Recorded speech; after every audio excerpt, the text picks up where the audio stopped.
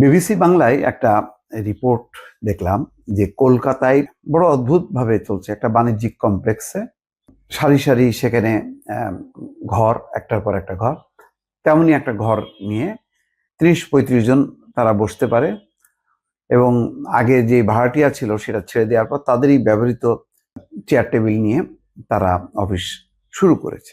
সেখানে ৩০-৩৫ জন বসতে পারে। কারা ওই অফিসটা চালাচ্ছে, কিভাবে, সবকিছুই গোপন রাখা হয়েছে।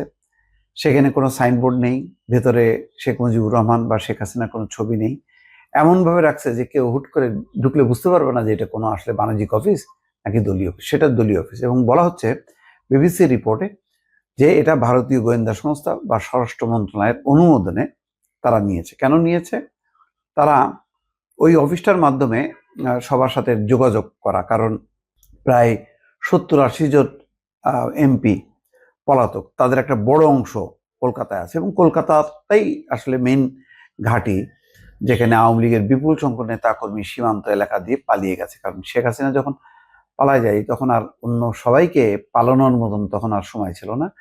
অনেকে আটকা পড়েছে, সীমান্ত এলাকায় আটক হয়েছে, দেশের ভেতর থেকে আটক হয়েছে, আবার এখনো অনেকে লুকিয়ে আছে, আবার তাদের একটা অংশ ধীরে ধীরে তারা পালিয়ে গেছে। এবং পালানোর ব্যাপারে ভারত সরকারের একটা সম্মতি আছে যে যখন তারা পুশ-ইন করছে বিভিন্ন বাংলাদেশি সন্দেহে বাংলাদেশিদেরকে বা বাংলা ভাষায় কথা বলার জন্য যেখানে তারা পুশ-ইন করছে, সেখানে আবার সেই কলকাতাতেই আওয়ামী লীগের নেতা কর্মীরা অবাধে তারা ঢুকে গেছে। এবং ভারতীয় যেই গোয়েন্দা সংস্থা বা স্বরাষ্ট্র মন্ত্রণালয়, তাদের সম্মতি, তাদের ব্যবস্থাপনায়, তাদের সিকিউরিটিতেই তারা চলছে।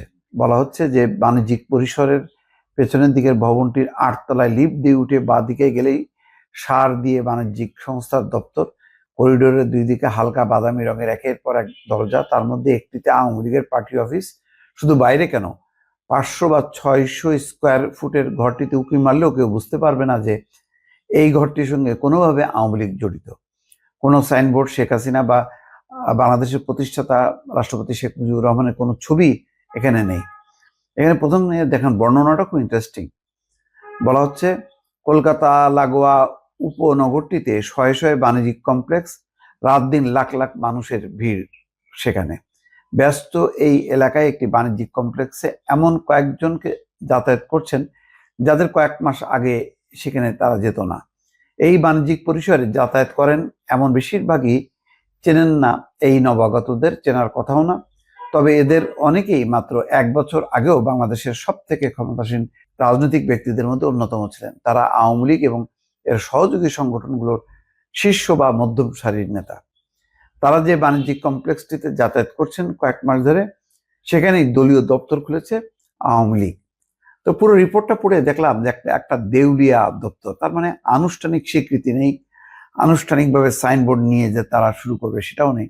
সেইটাও তারা ভয় পাচ্ছে। এত ক্ষমতাশালী দল, ভারত যেখানে তাদেরকে আশ্রয় দিয়েছে, তারপরেও এই দলটা অসংগঠিত। এখন তারা মূলত যে ফেসবুকের বিরুদ্ধে সোশ্যাল মিডিয়া গুজব ছড়াচ্ছে, সোশ্যাল মিডিয়া বন্ধ হয়ে যাওয়া উচিত, এখন তাদের ভরসা হচ্ছে ওই ফেসবুক গ্রুপ খোলে, ওই মেসেঞ্জার গ্রুপ, তারপরে হোয়াটসঅ্যাপ গ্রুপ, টেলিগ্রাম গ্রুপ, নানান রকম মাধ্যমে তারা এভাবে কনভারসেশন চালায়। সেসব কনভারসেশনে আওয়ামী লীগের নেত্রী, সাবেক প্রধানমন্ত্রী শেখ হাসিনা যুক্ত হন। এই হচ্ছে আওয়ামী লীগের কার্যক্রম। এটা দিয়ে কতখানি তারা অগ্রসর হবে আমার কাছে সেটা মনে হচ্ছে না। দেখেন, মিয়ানমারে অং সান সুচির দলকে যখন নাকি ক্ষমতা দিল না এবং তারা ক্ষমতা কেড়ে নিয়ে হলো যেদিন শপথ অনুষ্ঠান, তারপরেও কিন্তু অং সান সুচির দল দেশে এবং বিদেশে যেভাবে তারা প্রতিরোধ গড়ে তুলেছিল, যে ধরনের তাদের একটা অবস্থান আছে বিদেশে মাটিতে, সেই তুলনায় আওয়ামী লীগের কিন্তু একদম জিরো অবস্থায়। মানে শুধুমাত্র ইউরোপ আমেরিকার কয়েকটা দেশে যেহেতু সেখানে মানবাধিকার, গণতান্ত্রিক অধিকার আছে, সুতরাং সেখানে তারা বিক্ষোভ সমাবেশ টমাবেশ করে, কিন্তু সত্যিকার অর্থে দল পরিচালনা, দলের প্রতিনিয়ত যে কার্যক্রম, সেই কার্যক্রম কিছুই নেই। দর্শক।